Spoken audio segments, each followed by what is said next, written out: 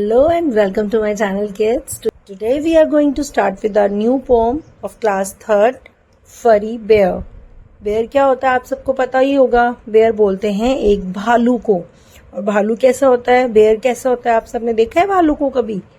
Bear होता है बहुत ही ज्यादा फरी. फरी का मतलब जो उसके लंबे लंबे बाल होते हैं उसको बोलते हैं fur. Start the pome.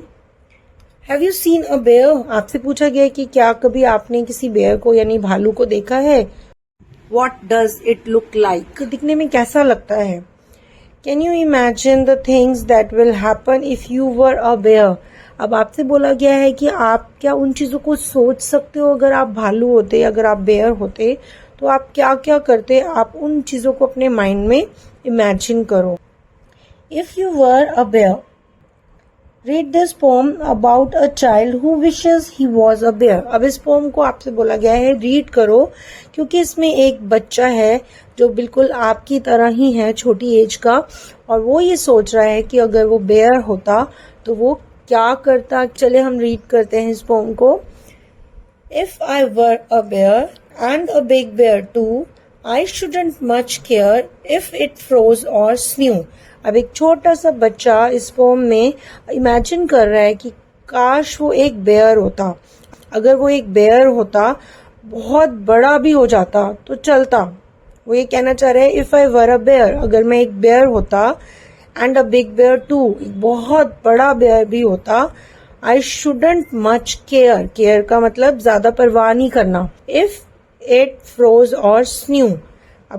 Bear जहाँ रहते हैं आप सबको पता है कि वहां पे बहुत ज्यादा स्नो पड़ती है, बर्फ पड़ती है, बहुत ही ज्यादा ठंडा एरिया होता है जहाँ पे बेयर रहते हैं. तो वो कह रहे हैं कि मैं ज्यादा कोई केयर नहीं करता, चाहे ये वहां पर बर्फ पड़ जाती या बर्फ जम भी जाती तो भी मैं कोई ज्यादा केयर नहीं करता. I shouldn't much mind if it snowed or friz. I'd be a all fur lined with a coat like his.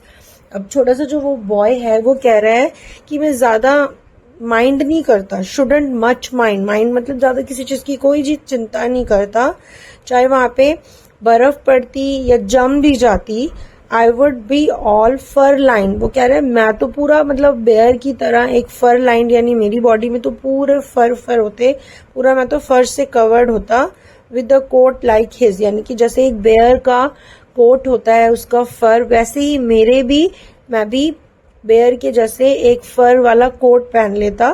तो किसी चीज की भी कोई चिंता नहीं करता, कोई परवाह नहीं करता, चाहे बाहर जितनी भी स्नो पड़े, जितना भी बर्फ जम जाए, मुझे किसी बात की कोई भी चिंता नहीं होती. For I'd have fur boots and a brown fur wrap and brown fur knickers and a big fur cap. अब आप सबने देखा है बेयर को, जैसे इस पिक्चर में दिखाई दे रहा है, बेयर की पूरी बॉडी में ब्राउन कलर का फर है. उसके शूज भी फर के हैं, उसकी निक्कर भी फर की है, उसने अपने हेड में जो भी उसका हेड है वो भी पूरा फर से एक कैप की तरह कवर हो गया. तो ऐसे ही वो बॉय भी बोल रहा है कि मेरे भी फर के बूट्स होते, ब्राउन फर रैप, यानी पूरी बॉडी को मैंने ब्राउन फर से रैप किया होता. एंड ब्राउन फर निक्कर्स, मेरी ब्राउन कलर की फर की ही निक्कर्स होती. एंड बिग फर कैप, और मेरे हेड पे भी जैसे बेयर के ब्राउन कलर का फर होता है ऐसे ही मेरे भी हेड पे फर की एक कैप होती. इसका मतलब जो छोटा सा बॉय है वो ये इमेजिन कर रहा है कि अगर मैं बेयर होता तो मेरी भी पूरी बॉडी में ब्राउन कलर का फर होता और मैं उस फर से अपने फर को ही मैं अपनी कैप कंसीडर करता, उसी को मैं निक्कर बोलता, उसी से मेरे बूट्स बनते और उसी को मैं पूरी बॉडी पे कवर कर लेता, रैप कर लेता. I'd have a fur muffled ruff to cover my jaws. jaws बोलते हैं जो आपके फेस का आगे का जो ये माउथ का हिस्सा होता है, इसको बोलते हैं. तो वो कह रहे हैं कि अगर मेरे पास मफल्ड रफ होता मेरे फर का तो उससे मैं क्या करता. जैसे आप देख रहे हो कि ये बेयर का जो फेस है ये पूरा फर से कवर्ड है, तो ऐसे ही वो कह रहे हैं मैं भी क्या करता, अपने पूरे जॉ को भी कवर कर लेता. And brown fur mittens on my big brown paws, यानी कि वो कह रहे हैं मिटन्स होते हैं ग्लव्स जिसमें एक थंब का पार्ट अलग होता है और 4 फिंगर्स अलग होती हैं. तो वो ये कह रहा है कि मेरे पास एक फर का ब्राउन कलर का ग्लव्स होता ऑन माई ब्राउन पॉज, जो मेरे पंजे हैं. पॉज बोलते हैं पंजे को, तो मैं अपने ब्राउन बड़े बड़े पंजों के ऊपर उस फर को पहनता with a big brown furry down up to my head. अब वो क्या, फरी डाउन का मतलब होता है एक कैप, जो वो कह रहे हैं कि मैं अपने हेड पे बहुत बड़ी सी ब्राउन कलर की उस कैप को भी पहनता। I'd sleep all the winter in a big fur bed. अब वो कह रहा है पूरी विंटर फर बेड के ऊपर मैं आराम से सोता, किसी भी बात की मुझे चिंता नहीं होती। तो देखो, आप देखो एक बॉय कैसे एज्यूम कर रहा है, वो पूरा ब्राउन कलर का फर अपनी बॉडी पे चाहता है और वो चाहता है कि जैसे एक बेयर विंटर्स में आराम से छिप जाता है स्नो में कहीं जाके और आराम से रेस्ट करता है, सो जाता है। ये थी हमारी एक छोटी सी पोम जिसमें हमने देखा कि एक छोटा सा बॉय एज्यूम कर रहा है कि वो एक फरी बेयर बन जाए, उसकी पूरी बॉडी पर ब्राउन कलर का फर हो जैसे एक बेयर की बॉडी में होता है, और वो किसी भी चीज की कोई केयर ना करे, किसी बात पे कोई चिंता ना करे, चाहे बाहर स्नो पड़ जाए, चाहे बर्फ जम जाए, कुछ भी हो जाए। वो कह रहा है कि मुझे किसी बात की कोई परवाह ना हो और मेरा ब्राउन कलर का फर के बूट्स हो, मैं उसे पूरे ब्राउन कलर के फर को अपनी बॉडी पे रैप कर लूं, मेरी ब्राउन निक्कर्स भी हो, मेरी फर की कैप भी हो और एक मफल रफ हो ब्राउन कलर का, जिससे वो अपने पूरे जॉस को कवर कर ले, और वो अपने ग्लव्स भी पहने ब्राउन कलर के अपने जो बड़े बड़े पंजे हैं उनके ऊपर, और वो अपनी एक ब्राउन कलर की बड़ी सी कैप पहने अपने हेड के ऊपर, और वो पूरा विंटर्स फरी बेड के ऊपर सोता रहे। अब हम रीड करेंगे इस पोम का एसेंस, जिसमें कि हम देखेंगे समरी क्या थी। In this poem a small child imagines being a bear during winter. इस पोम में हमने रीड किया है कि एक छोटा सा बच्चा विंटर्स में अपने आप को इमेजिन करता है कि वो एक बेयर बन जाए। He or she says that he would not worry about being cold because like a bear, he or she would have a furry coat to keep him warm. अब यहाँ पे वो बॉय भी हो सकता है और गर्ल भी हो सकता है, इसलिए यहाँ he और she का यूज किया हुआ है। तो यहाँ में बताया गया है कि वो जो बच्चा है वो ये सोचता है, वो कहता है कि मैं बिल्कुल भी चिंता नहीं करूंगा, क्योंकि जैसे विंटर्स में एक बेयर जो होता है वो फरी कोट के होने से अपने आप को गर्म रखता है, वैसे ही मैं भी अगर बेयर हूंगा तो विंटर्स में अपने आप को उस फर में प्रोटेक्ट कर लूंगा। He or she says that the furry coat will help him or her sleep warmly throughout the winter. यानी कि जो वो बच्चा है वो अपने आप को उस फरी कोट में प्रोटेक्ट कर लेगा, अपने आप को विंटर्स से बचा लेगा, क्योंकि उसके पास वो वार्म फरी कोट है और वो पूरी विंटर्स उस वार्म कोट के अंदर आराम से सोता रहेगा। तो चलिए हम इसके कुछ न्यू वर्ड्स देखते हैं। शुडंट, शुड नॉट का शॉर्ट फॉर्म होता है shouldn't. FROZE, froze, froze is a past tense form of freeze, यानी कि जब कोई चीज जम जाती है उसका पास्ट टेंस। फ्रीज का मतलब होता है किसी चीज को जमाना, और फ्रोज का मतलब कि किसी वो जम गई है। फ्रीज का पास्ट टेंस होता है फ्रोज। SNEW, स्न्यू, स्न्यू का पास्ट टेंस होता है snowed. FRIZ, friz, hair freeze. Friz और फ्रीज दोनों सेम ही होते हैं, हम जैसे कोई चीज जम जाती है उसके लिए हम यूज करते हैं freeze. I would, would is a short form of I would. Next word is fur lined. Fur line का मीनिंग होता है a clothing that has fur on the inside to keep cosy and warm. मतलब कि अंदर से उसमें फर होता है, वो इस टाइप का सॉफ्ट सा फैब्रिक होता है जो आपको वार्म रखता है। निकर्स, निकर्स बोलते हैं शॉर्ट लूज पैंट्स को, जो बॉयज पहनते हैं नीज तक छोटी सी पैंट होती है, उसको हम निकर्स बोलते हैं। Muffle rough is a new word used by a poet for a cloth that will cover the mouth and the neck to keep warm.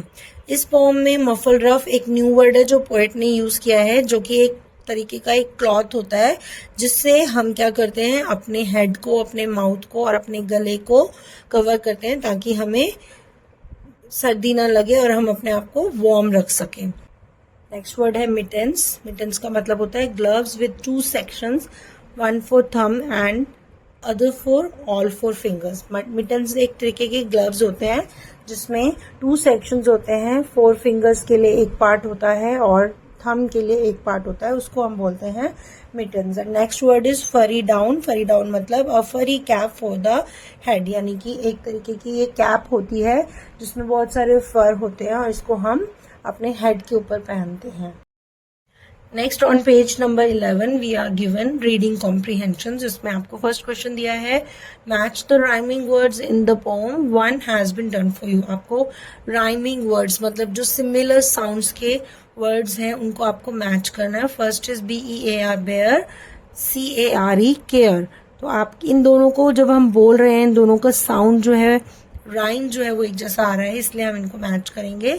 CAP cap, यहाँ पे HEAD हेड से मैच नहीं होगा, JAWS जॉस से match नहीं होगा, WRAP rap, cap rap. जब हम बोल रहे हैं दोनों का साउंड एक जैसा आ रहा है तो हम कैप को रैप से मैच कर देंगे। PAWS पॉज, इसको हम मैच करेंगे JAWS जॉस।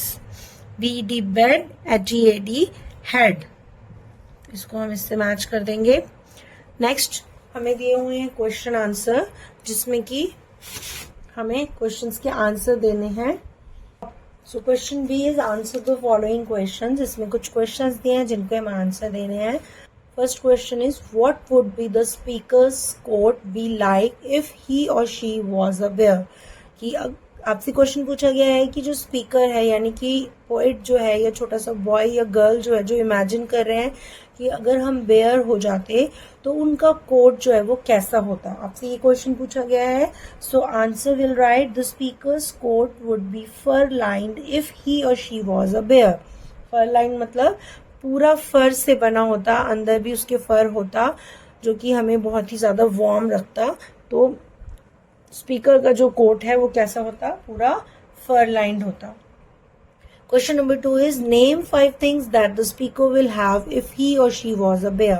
आपको ऐसी 5 थिंग्स लिखनी है जो कि स्पीकर के पास होती अगर वो बेयर होता।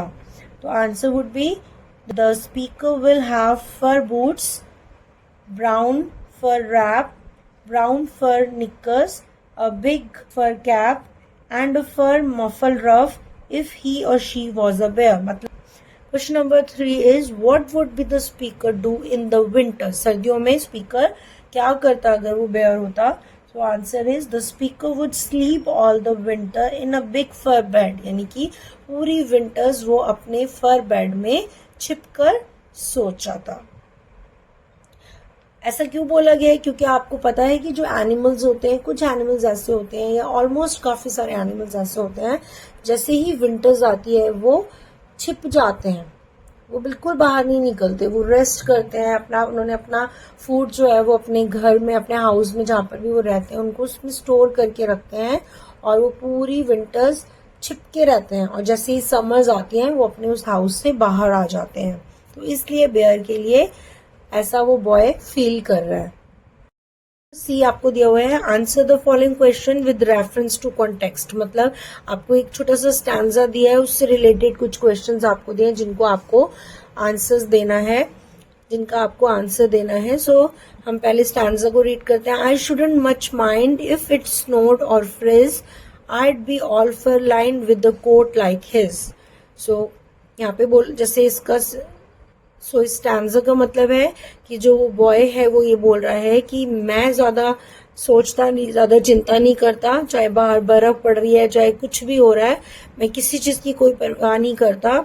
I'd be all fur lined, मेरी पूरी बॉडी फर की बनी होती, पूरी कवर होती, with a coat like his, और बेयर की तरह, जैसे बेयर का एक फर कोट होता है वैसे ही मेरे पास भी फर लाइन बॉडी होती। और फर से रिलेटेड आपसे क्वेश्चन पूछा गया है why wouldn't the speaker mind if it snowed. तो इसका आंसर हम लिखते हैं। सो इसका आंसर है बिकॉज ही और she would have a fur lined coat to keep him और हर वार्म। मतलब कि बेयर जो है वो चिंता क्यों नहीं करता, वो जो बॉय है, बॉय या जो भी गर्ल है, वो चिंता क्यों नहीं करती, क्योंकि उनके पास एक फर लाइन्ड कोट होता है, यानी कि उनके पास एक ऐसा कोट होता है जो उनको वार्म रखता। Question number 2 is what does the speaker mean by I'd be all fur lined।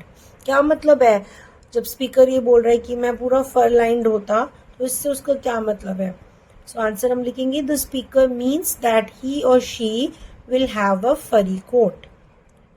इसका मतलब ये है कि चाहे वो बॉय है या गर्ल है, स्पीकर जो भी है वो ये सोच रहा है कि मेरे पास फरी कोट होगा तो मेरी पूरी बॉडी जो है वो वार्म रहेगी। So kids, that's all in today's video. मुझे उम्मीद है कि आपको आज की पोम अच्छी लगी होगी। If you liked it then do share and like my video, and if you are new to this channel please subscribe to this channel. Thanks for watching my video. I'll meet you in my next video. Till then, keep watching my videos. Bye bye.